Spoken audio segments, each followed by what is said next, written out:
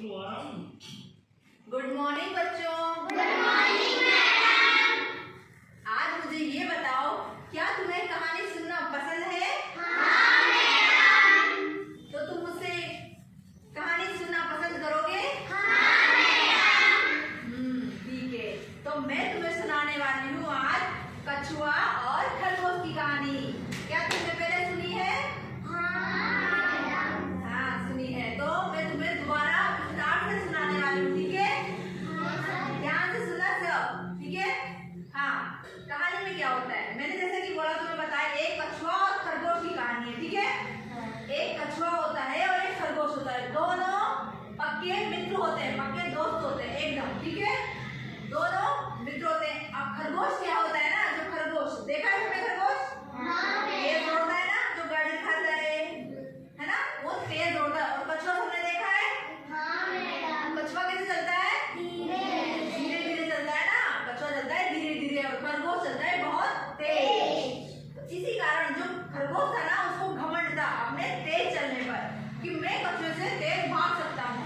अब जैसे कि दोनों मैंने तुम्हें बताया कि वो पक्के मित्र थे, उन दोनों में शर्त लगी थी कि कौन तेज दौड़ सकता है। उन्होंने एक सीमा तय करी, जैसे यहाँ से स्टार्ट करना है और एक फिनिश लाइन वहां तक दौड़ना है, जो पहले पहुंचेगा वो जीत जाएगा। कछुआ और खरगोश दोनों ने शर्त लगा ली, ठीक है? शर्त लगा ली। उसके बाद दोनों ने दौड़ना स्टार्ट किया। अब क्या है, खरगोश जो था वो तो तेज तेज दौड़ा तेज तेज दौड़ के आधे रास्ते तक जाकर थक गया। और खरगोश बेचारा क्या था, पीछे पीछे धीरे धीरे चल रहा था। उसे तो लगातार, उसे तो फिनिश लाइन पता ही नहीं, वो तो धीरे धीरे चल रहा था अपने काम से। उसे न तो थकना था ना ही दौड़ना था, वो अपनी जैसे चलता है ना कछुआ, देखा है चलते हुए धीरे धीरे, बिल्कुल धीरे धीरे चल रहा था। और खरगोश जल्दी जल्दी भाग के आधे रास्ते तक पहुंच गया और थक गया।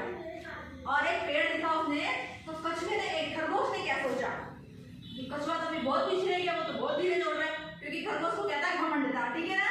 तो जल्दी जल्दी दौड़ के वो पेड़ क्या पहुंच गया, थक गया। उसने सोचा थोड़ी देर आराम कर लेते, अभी कछुआ तो बहुत दूर है, जब तक तो मैं उस नींद निकाल के फिनिश लाइन तक पहुंच जाऊंगा। आधे रास्ते में ही खरगोश ने क्या किया, सो गया पेड़ के नीचे आराम से, ठीक है? उसके बाद जैसे ही कछुआ धीरे धीरे आता गया, कछुए ने कोई ध्यान नहीं दिया उसके आगे कौन है पीछे कौन है, कैसे चलना है। वो बस सीधा, उसका एक ही टारगेट था, एक ही निशाना था, उसको फिनिश लाइन तक पहुंचना था। वो धीरे धीरे चलता गया और फिनिश लाइन तक पहुंच गया। किससे पहले? खरगोश से पहले। खरगोश कहाँ था? पेड़ के नीचे सो रहा था ना, तो खरगोश तो पेड़ के नीचे सोता ही रह गया। और जो कछुआ था वो धीरे धीरे चल के खरगोश से पहले पहुंच गया और वहां पर बैठा बैठा खरगोश का इंतजार कर रहा था कि खरगोश कब आएगा और कब मैं उसे बताऊंगा कि तेज दौड़ने से कुछ नहीं होता है, ठीक है? तो फिर खरगोश की जैसे ही नींद खुली, उसे अचंभा हुआ, कितनी देर हो गई मेरे को सोते हुए। जल्दी जल्दी भागा, वो जल्दी भाग के फिनिश लाइन तक पहुंचा। तो उसने क्या देखा कि कछुआ तो पहले से ही वहां है। उसके बाद वो कहता है कि तुम पहले कैसे पहुंच गए? तो कछुए ने जवाब दिया कि मैं धीरे धीरे अपनी गति से दौड़ रहा था, तुम तो पेड़ के नीचे आराम कर रहे थे, मैंने ध्यान ही नहीं दिया, ठीक है ना? उसके बाद तो दोनों ने, कछुए ने कहा खरगोश से कि तुम्हें अपनी गति पे घमंड था ना, वो घमंड अब तुम्हारा चूर चूर हो चुका है।